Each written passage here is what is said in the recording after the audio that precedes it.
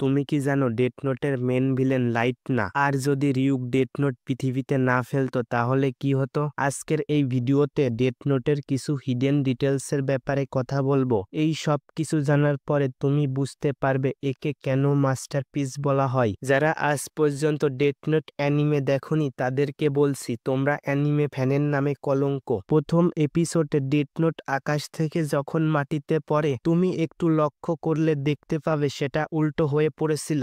Light যখন death নোটটি উঠায় তখন সেটা সোজা হয়ে পড়েছিল।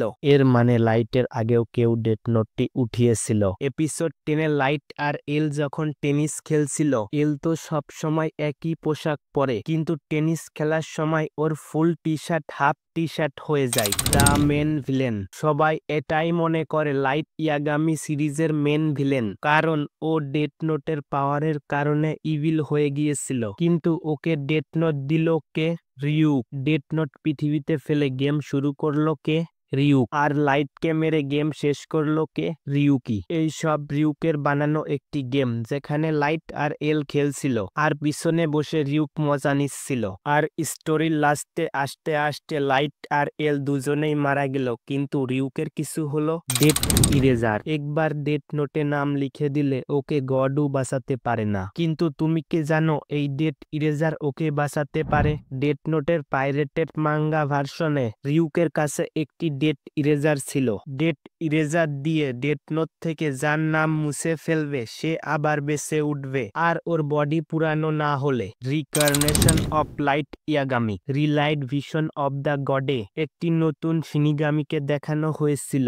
আর ফ্যানেদের অ্যাকর্ডিং ওই শিনিগামি আর কেউই ছিল না, লাইট ছিল। ডেথ নোটে ক্লিয়ার ভাবে বলা হয়েছে ডেথ নোট ইউজার মৃত্যুর পরে না হেভেনে যাবে না হেলে যাবে। সেই হিসাবে দেখা যায় লাইট শিনিগামি ওয়ার্ল্ডেই যাবে। আর ওর মাথায় যেই টাই বাঁধা ছিল সেটা দেখতে একদম লাইটের টাইয়ের মতোই। আর ও যেইভাবে রিউককে অ্যাপেল ছুঁড়ে দেয় ঠিক ওরকম ভাবেই লাইট রিউককে অ্যাপেল ছুঁড়ে দিত। আর ও এটাও জানতো রিউকের অ্যাপেল অনেক পছন্দ। রিউক ডিজাইন। তুমি কি এটা জানো যখন রিউককে ডিজাইন করা হচ্ছিল ডেথ নোটের মাঙ্গা আর্টিস্ট তাকেশি ওবাটা রিউকের ডিজাইন অর্ধেক মানুষ আর অর্ধেক শিনিগামির মতো বানাতে চেয়েছিল, কিন্তু ডেথ নোটের রাইটার সুগুমি ওহবা মানা করে দিয়েছিল। এটা করলে দর্শকের আকর্ষণ লাইটের উপর থেকে উঠে রিউকের উপরে চলে যেত। What if never drop death note? Ryuk যদি ডেথ নোট পৃথিবীতে না ফেলতো তাহলে কি হতো? ডেথ নোটের রাইটার সুগুমি ওবা বলেছিল লাইট যদি ডেথ নোট না পেত তাহলে ও ডিটেকটিভ হতো, এলের সাথে মিলে অনেক বড় বড় কেস সলভ করত।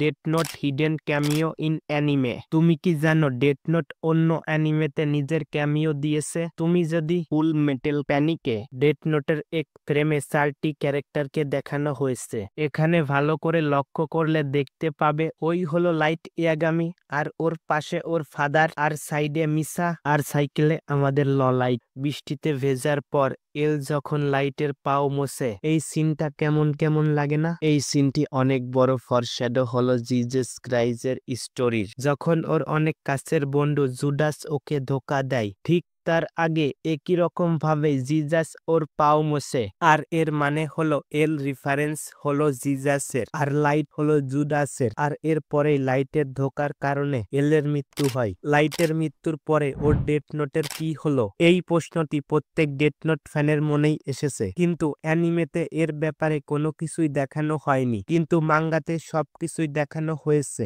লাইটের 2টি ডেথ নোট ওই গ্যারেজেই পুড়িয়ে দেওয়া হয়েছিল। লাইটের মৃত্যুর পরে মিসার কি হলো? লাইটের মৃত্যুর পরে মিসা ডেথ নোটের সাথে জড়িত সব স্মৃতিশক্তি হারিয়ে ফেলে, আর ও ডিপ্রেশনে চলে যায়। লাস্টে হয়তো ব্রিজ থেকে লাফ দিয়ে ও আত্মহত্যা করেছিল, কিন্তু এটা কনফার্ম করা হয়নি ও বেঁচে আছে কি মরে গেছে। ডেথ নোট দেখার পর একটি মানুষ একজনকে খুন করে ওর লাশের পাশে ওতাশিবা কিরা নামের একটি নোট পাওয়া গিয়েছিল, যেটার ইংলিশ মানে হলো আই অ্যাম কিরা। এরপরে এই ক্রাইমের পিছনে থাকা 4জনকে গ্রেপ্তার করা হয়। আর এই সিরিজে দেখানো হয়েছে একজন মানুষ যখন গডের ভূমিকা পালন করে তখন কি হয়। এই ভিডিওটি ভালো লাগলে একটা লাইক আর চ্যালেঞ্জটি